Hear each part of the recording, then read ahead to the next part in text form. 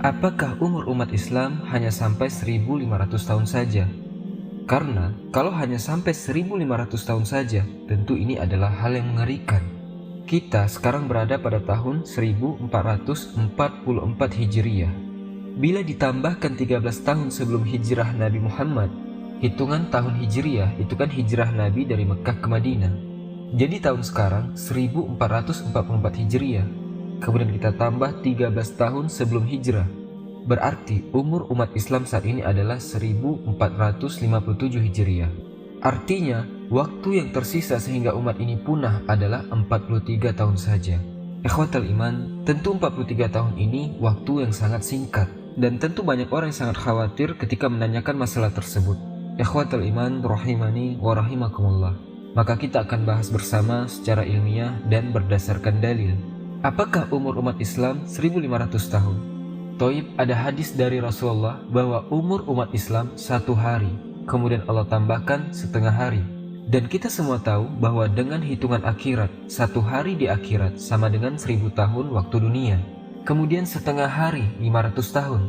Jadi ada beberapa ulama yang menarik kesimpulan bahwa umur umat Islam adalah 1500 tahun. Tetapi ada beberapa ulama lain yang menolak hal tersebut dengan alasan hadis ini hadis dhaif, hadis maudhu, hadis yang palsu. Ikhwatal iman, maka saya akan jelaskan sedikit bagi yang penasaran tentang hadis dhaif, sahih, dan maudhu. Bagaimana ada satu hadis yang bisa disebut dhaif dan satu hadis lain yang bisa disebut sahih? Siapa yang buat kategori ini? Rasulullah sendiri atau ulama? Dan apa yang bikin suatu hadis sahih dan apa yang bikin suatu hadis itu dhaif? Dhaif ini artinya lemah. Makanya saya akan menjelaskan soal ini dulu, dan ada cerita yang sangat menarik. Nabi Muhammad adalah Rasul dan Nabi terakhir, dan beliau juga merupakan guru dari semua para sahabat Rasulullah dan semua ulama, semua tabi'in, semua tabi'in. Jadi kadang-kadang Rasulullah mengucapkan sesuatu seperti khairun nas anfa'uhum linnas. Sebaik-baik manusia adalah yang paling bermanfaat bagi manusia. Ini adalah sebuah ucapan dari mulut Rasul, makanya disebut hadis. Para sahabat hidup dengan Rasul. Jadi jika merasa bingung, jika merasa butuh fatwa, tinggal pergi ke Rasulullah langsung dan bertanya. Di zaman Rasul memang sudah ada para sahabat yang mencatat tentang apa yang Nabi ucapkan. Seperti Abu Bakar pernah mencatat apa yang Rasul ucapkan tentang faraid sedekah. Kemudian Ali bin Abi Thalib pernah menulis hukum tentang tawanan perang. Kemudian juga beberapa sahabat mencatatnya. Tetapi setelah Rasulullah SAW meninggal dunia, para salaf, para tabi'in, para tabi'ut tabi'in mulai memimpin. Dan mereka mulai menghadapi beberapa masalah baru yang sesuai dengan zamannya. Dan ada beberapa masalah yang tidak pernah ada di zaman Rasulullah. Maka mereka membutuhkan arahan Rasul. Tetapi Rasulullah sudah meninggal dunia. Jadi mereka mulai cek ulang ucapan Rasulullah atau yang disebut dengan hadis. Para sahabat berpencar mendakwahkan agama yang mulia ini. Jadi, karena jauhnya jarak mereka, membuat sebagian sahabat tidak mengetahui hadis yang ada pada saudaranya. Hal ini membuat mereka saling menulis hadis yang mereka punya, kemudian memberikan kepada sahabat yang lain yang tidak mengetahui hadis tersebut. Seperti tulisan Jabir bin Samurah kepada Amir bin Sa'ad bin Abi Waqqas. Juga tulisan Usaid bin Khudair kepada Marwan bin Hakam berisi hadis Nabi dan beberapa keputusan atau pendapat Abu Bakar, Umar, Utsman, dan tulisan Zaid bin Arqam kepada Anas bin Malik. Mereka mulai bertanya-tanya, "Ya fulan, kamu dengar Rasulullah membahas masalah ini atau tidak? Kalau kamu dengar, apa yang beliau ucapkan?" Tetapi masalahnya ikhwatal iman, setelah berlalunya era para sahabat, tabi'in, dan tabi'ut tabi'in, mulai ada orang yang tidak baik. Orang yang mengaku dengar hadis dari sahabat, tetapi ternyata dia tidak pernah ketemu sama sahabat.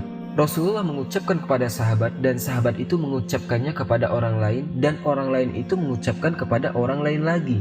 Jadi ada yang mengaku dengar dari sahabat, ada yang mengaku dengar dari tabi'in, ada yang mengaku dengar dari tabi'ut tabi'in, tetapi informasinya tidak benar dan dia tidak pernah ketemu sahabat atau tabi'in tersebut.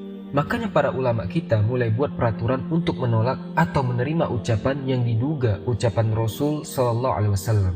Dari sini muncul hadis sahih yang artinya hadis benar, dan hadis dhaif yang artinya hadis lemah, dan hadis maudhu yang artinya hadis palsu.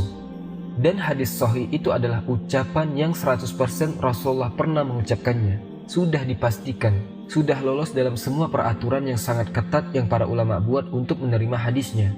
Tetapi hadis dhaif itu hadis yang lemah.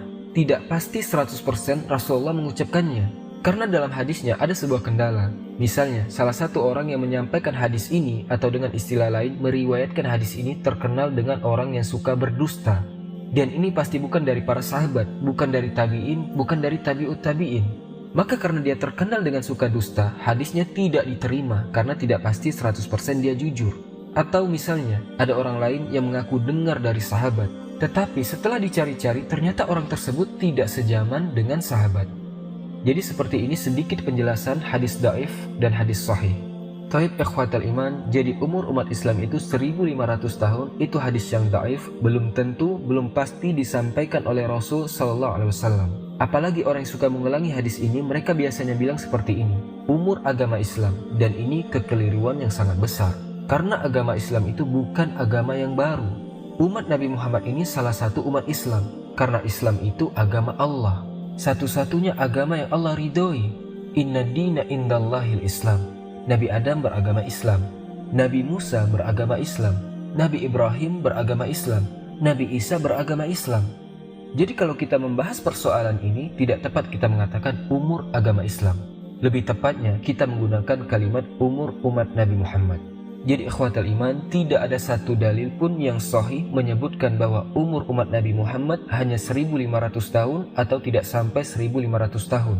Maka sekarang kita akan cek validasi klaim tersebut. Berdasarkan klaim tersebut, umur umat Nabi Muhammad tinggal 43 tahun lagi. Berarti sudah dekat. Jadi kita akan hitung sama-sama apakah klaim ini benar atau tidak. Sekarang tahun berapa? Tahun 1444 Hijriah. Ditambah lagi 13 tahun sebelum hijrah berarti tahun 1457 Hijriah. Anggap saja, kita anggap umur umat Islam 1500 tahun. Berarti tinggal 43 tahun. Dan seperti yang kita semua tahu bahwa kita ini umat terakhir. Berarti setelah kita bakal datang hari kiamat. Dan bumi ini bakal dihancur leburkan. Dan sebelum kiamat besar, maka ada yang namanya tanda-tanda hari kiamat.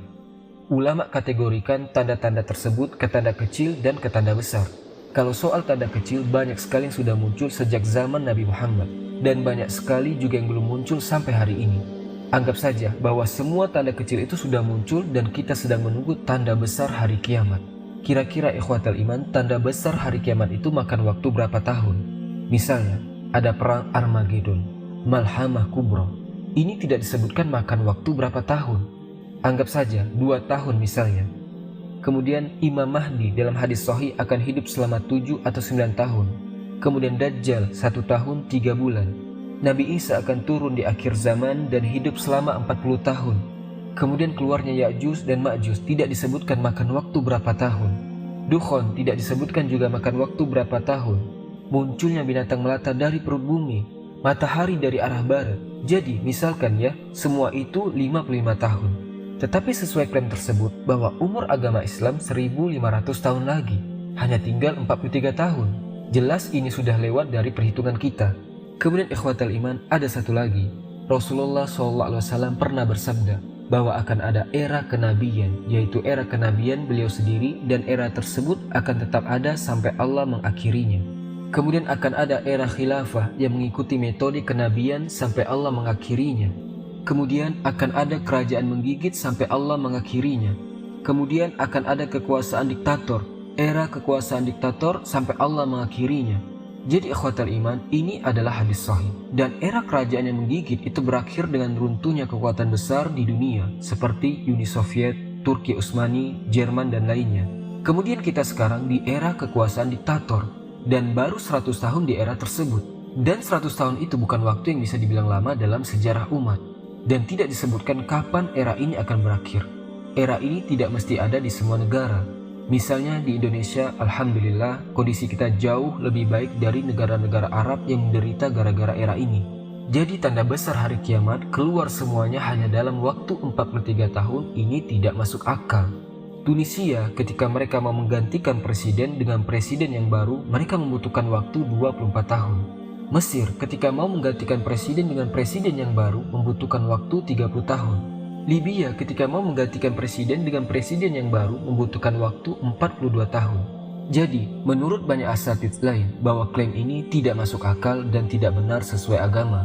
Umur umat Islam, umur umat Nabi Muhammad bukan 1500 tahun dan tidak ada yang tahu berapa umur umat ini. Dan Nabi kita Muhammad SAW ketika didatangi Jibril lalu ditanya, "Matas sa'ah, kapan kiamat?" Qala lahu balil mas'ulu anha bi'a'lam minas sa'im. Kata Rasul, yang ditanya dan yang bertanya sama-sama tidak tahu. Dan dalam Al-Quran Allah telah berfirman, "Yas'alukan nas anis sa'ah, qul innama ilmuha indallah wa ma yudrika la'alla sa'ata takunu qariba." Wahai Muhammad, orang-orang bertanya kepadamu tentang kiamat. Jawablah, hanya Allah yang mengetahui ilmunya. Dan tahukah kamu, mungkin hari kiamat sudah dekat. Dan ketika Rasulullah SAW ditanya oleh seorang sahabat, "Ya Rasulullah, matas sa'ah?" Wahai Rasul, kapan kiamat? Qala madza adatta laha. Rasul menjawab, apa yang sudah engkau persiapkan untuk hari itu? Maksud Nabi, lebih baik engkau fokus pada sisi persiapan untuk menyambut hari itu. Jadi pertanyaan kapan kiamat, berapa umur umat Nabi Muhammad, itu pertanyaan yang tidak bermanfaat. Yang bermanfaat itu kita menyiapkan diri supaya kalau misalnya kiamat terjadi besok, kita merasa kita sudah memenuhi kewajiban kita terhadap agama kita, terhadap negeri kita, terhadap keluarga, anak, istri, orang tua kita. Karena tidak ada yang tahu sama sekali kapan kiamat, termasuk Nabi Muhammad SAW. Kita sebagai umat Nabi Muhammad SAW diperintahkan untuk beribadah sampai hari terakhir. Adapun tentang kapan terjadinya, maka kiamat pasti datang tanpa ada keraguan sedikit pun.